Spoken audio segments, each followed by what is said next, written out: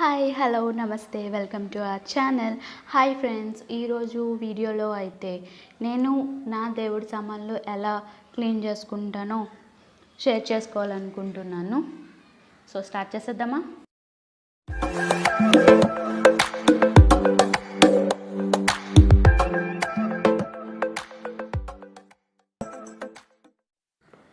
చూస్తున్నారుగా, వీటిని నేను దేవుడి పూజ కోసం యూజ్ చేస్తానండి, ఈ వస్తువుల్ని. సో ఇప్పుడు నేనైతే చాలా వారాల నుంచి నేను క్లీన్ చేయలేదు. సో వాటిని ఎలా క్లీన్ చేయాలో చూద్దాం. ఫస్ట్ నేను యూజ్ చేసే ప్రతి వస్తువుని కూడా నేను ఇలా సపరేట్గా తీసుకుంటానండి. సపరేట్గా తీసుకున్నాక కొంచెం వాటర్ అన్నది వేస్తాను వాటి మీద. చాలామంది మార్కెట్లో చాలా పౌడర్స్ దొరుకుతాయి, వాటితో అయితే సింపుల్గా వచ్చేస్తుంది అనేసి అనడం నేను విన్నాను కూడా. కానీ నేను ఎప్పుడూ ట్రై చేయలేదు. ఎందుకంటే ఇంట్లోనే ఉండే ఇంగ్రీడియంట్స్తో మనకి సింపుల్గా చాలా బ్రైట్గా వచ్చేస్తాయి. సో ఆ సింపుల్ ఇంగ్రీడియంట్స్ ఏంటి అంటే మన ఇంట్లోనే ఉండే చింతపండు, అలాగే ఇసుక. మనం ఎంతైతే క్లీన్ చేయాలనుకుంటున్నామో దాన్ని బట్టి ఇసుక అన్నది తీసుకుంటాం. ఫస్ట్ మనం తీసుకున్న చింతపండుని కొంచెం వాటర్లో, చాలా తక్కువ వాటర్లో నానబెట్టుకోవాలండి. సో ఇలా స్ప్రెడ్ చేసేయాలి మొత్తం అంతా ఆ తక్కువ వాటర్లో.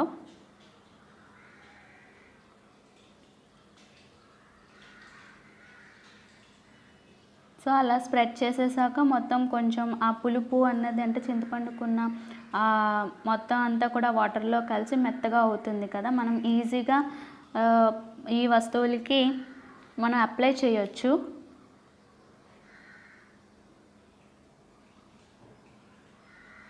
సో చూస్తున్నారు కదా, నేనైతే ఫస్ట్ దీపపు కుందిని తీసుకున్నాను.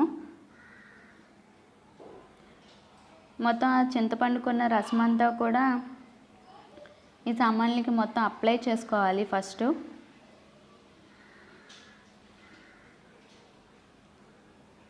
ప్రతి కార్నర్స్లోని, అలాగే దీపం పెట్టే ఆయిల్ వేస్తాం కదా అక్కడ మెయిన్. ఎందుకంటే ఆయిల్ వేసినప్పుడు ఆ జిడ్డు అన్నీ ఉండిపోతూ ఉంటాయి కదా ఆయిల్వి. సో అక్కడ కూడా మనం బాగా అప్లై చేసుకోవాలి. ముందు చింతపండుతో కొంచెం అలా అప్లై చేసుకొని సైడ్న పెట్టుకోవాలి. నాకైతే ఇది చాలా సింపుల్ వే అండి. ఎప్పటి నుంచో మా అమ్మ, అలానే చిన్నప్పటి నుంచి చూస్తున్నాను, అందరూ ఇత్తడి సామాన్లు ఇలాగే క్లీన్ చేసుకుంటున్నారు. ఇవి చాలామందికి తెలుసు ఇలా క్లీన్ చేసుకోవచ్చు అని, బట్ నేను అయితే ఎలా క్లీన్ చేసుకుంటున్నానో షేర్ చేసుకుంటున్నాను.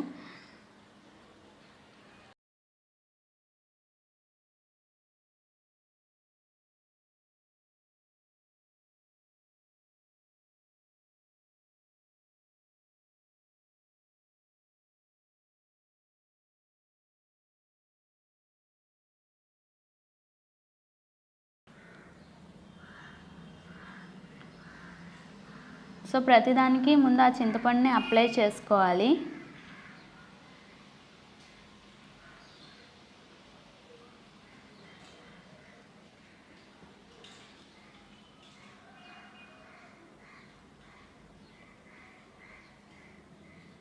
సో వీడియోలో చూస్తున్నట్టుగానే అప్లై చేసుకొని ముందు ఒక సైడ్న పెట్టుకోవాలి అండి. చింతపండుని అప్లై చేసుకున్న వెంటనే ఇసుక పెట్టి మనం రబ్ చేసేయకూడదు. ముందు ఆ మిక్చర్ అంతా కూడా ఆ వస్తువులకి పడితే మనం ఈజీగా మొత్తం ఆ డల్నెస్ అంతా, డార్క్నెస్ అంతా కూడా వచ్చేస్తుంది. ఏమైనా జిడ్డు ఉన్నా, దుమ్ము ఏమైనా ఉన్నా కూడా ఈజీగా వచ్చేస్తుంది. సో ఫస్ట్ చింతపండుని పెట్టి కొంచెం సేపు ఉంచాలి. సో దాని తర్వాత మనం ఇసుకని వేసి, అక్కడ నాకు చూసారా కర్వేచర్స్ ఎక్కువ ఉన్నాయి కాబట్టి అక్కడ కొంచెం ఇసుక వేసుకొని పైనుంచి అలా రబ్ చేసుకుంటూ ప్రతి కర్వేచర్ దగ్గర కూడా రబ్ చేసుకుంటూ మొత్తం అంతా క్లీన్ చేసుకోవాలి.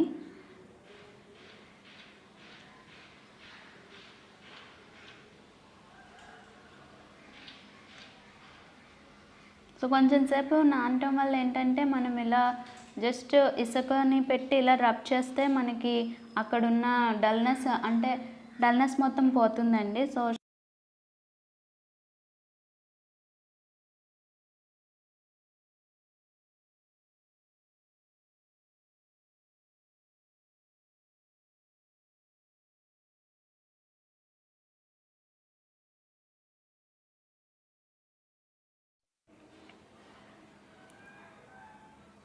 సో చాలా జాగ్రత్తగా క్లీన్ చేసుకోవాలండి, ఎందుకంటే అక్కడ కార్నర్స్ చూసారా మనం వత్తులు పెట్టే దగ్గర అక్కడ మాత్రం చాలా జాగ్రత్తగా మనం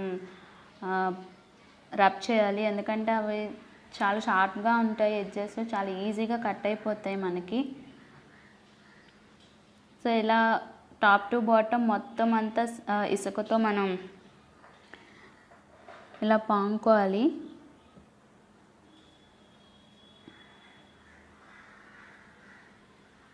మెయిన్ ఏంటి అంటే కర్వేచర్స్ ఎక్కడైతే ఉంటాయో అంటే డిజైన్స్ ఎక్కడైతే ఉంటాయో అక్కడ మనం జాగ్రత్తగా క్లీన్ చేసుకోవాలి.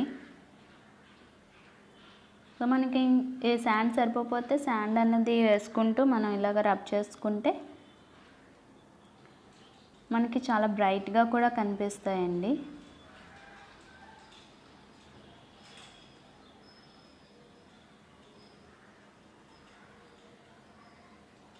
సో చూసారా రెండిటికి తేడా ఎలా ఉందో, సో కొత్త వాటిలా ఉంది.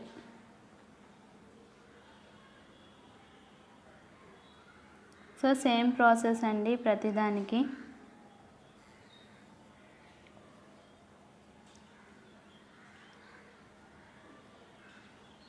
మెయిన్ ఏంటంటే దీపపు కుందెలుగు దగ్గర మాత్రం ఆయిల్ ఎక్కడైతే వేస్తామో అక్కడ కొంచెం ఎక్కువ ఇసుక వేసి రబ్ చేస్తే సరిపోతుంది. ఇదేమీ జిడ్డు పోదు అనేసి అదేం లేదండి, కంపల్సరీగా జిడ్డు మొత్తం అంతా కూడా పోతుంది. వేరే మార్కెట్లో దొరికే ప్రోడక్ట్స్తో ఈజీగా కన్నా వీటితో అయితే ఇంకా ఈజీగా వచ్చేస్తుంది.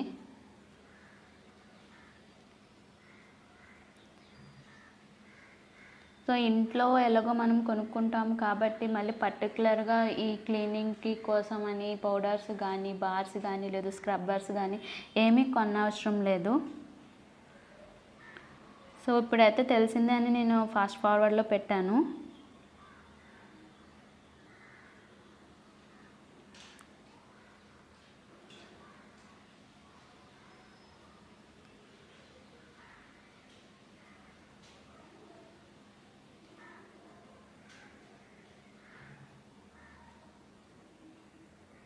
అప్పుడు అయితే నేను గంటని క్లీన్ చేసుకుంటున్నాను. ఇదైతే హనుమంతుడు ఉంటాడండి,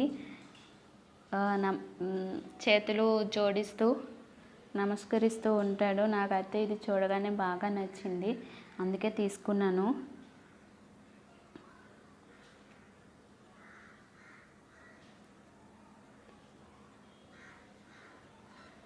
సో అయితే ఇక్కడ స్టెప్స్ దగ్గర అలాగే నెక్స్ట్ హనుమంతుడి చేతుల దగ్గర బాగా రబ్ చేయాలి.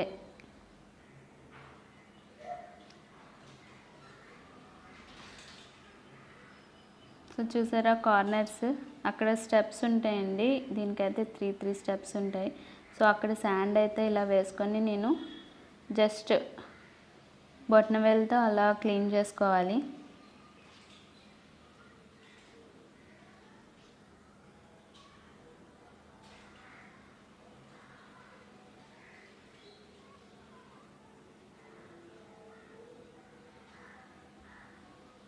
అలాగే ఆ స్టెప్స్ దగ్గర ఫ్రంట్ బ్యాక్ కింద పైన కూడా నేను అదే ప్రాసెస్లో క్లీన్ చేసుకున్నాను.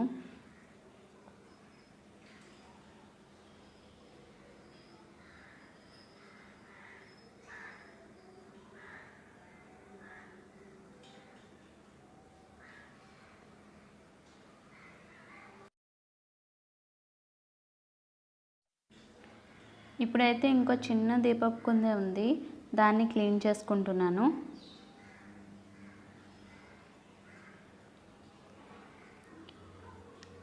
ఇది ఏంటంటే ఈ ఇసుక ఏంటంటే ఒక స్క్రబ్లా యూజ్ అవుతుంది అండి మన ఇత్తడి సామాన్లు, దేవుడి సామాన్లనే కాదు ఇత్తడి సామాన్లు మన పెద్దలు వాడుతూనే ఉంటారు కదా, వాటికి కూడా సేమ్ ఇదే ప్రాసెస్ని యూజ్ చేయొచ్చు. కాకపోతే ఇప్పుడు ఉన్న జనరేషన్లో ఇప్పుడు ఇత్తడి సామాన్లు కూడా అంత ఎక్కువ అయితే ఎవరి దగ్గర ఉండటం లేదు. సో నెక్స్ట్ అగరబత్తి పెట్టుకుంటారు కదా, ఆ స్టాండ్ని క్లీన్ చేస్తున్నాను.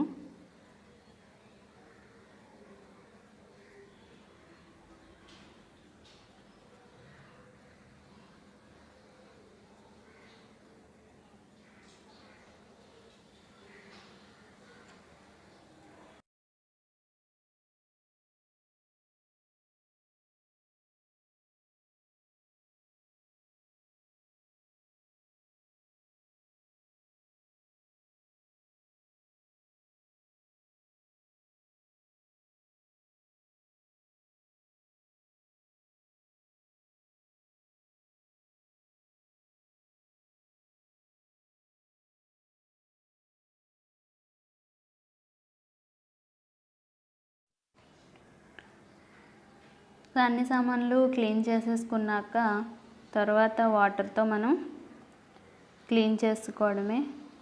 చూసారా అండి, ఫస్ట్లో చూసిన దానికి తర్వాత చింతపండు అప్లై చేసిన దానికి శాండ్ పెట్టి మనం రబ్ చేసుకున్న దానికి ఎంత డిఫరెన్స్ ఉందో.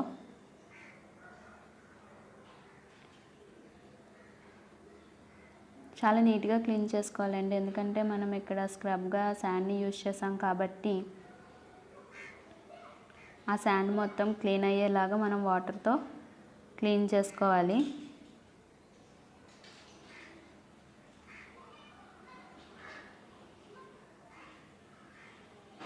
అలా క్లీన్ చేసుకున్నామని నేను సపరేట్గా బౌల్లో తీసుకున్నానండి.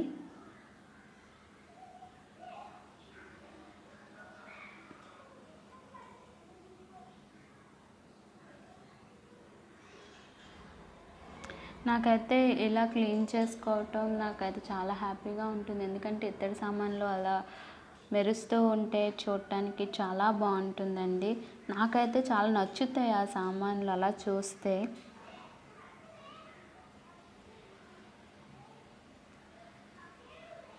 అంటే ఎప్పుడు ఎంత పాతవైనా కూడా కొత్తగా మెరుస్తూ ఉంటాయి మనం ఒక వాష్కే. సో ఈ రెండింటిని యూజ్ చేసి మీరు కూడా ట్రై చేయండి.